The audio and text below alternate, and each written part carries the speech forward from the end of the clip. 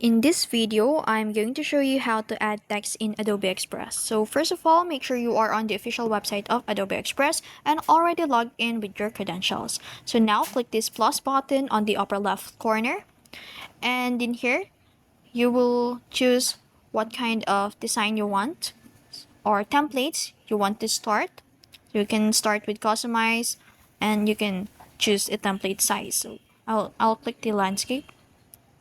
So once it loads up on the left side, you will see the text button. So select on that or click on that and then click the add your text button.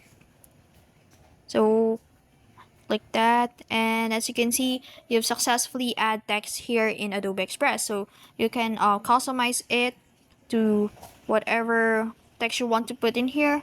So you can also add effects in here. You can resize it and place it to any position you want to place it. You can add shadows. So this is the shadow.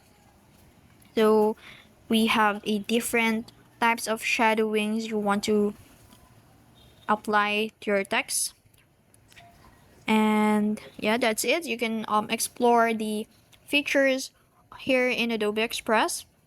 You can change its colors, its fonts, and whatever you want to change or whatever you want to do with your text here in Adobe Express.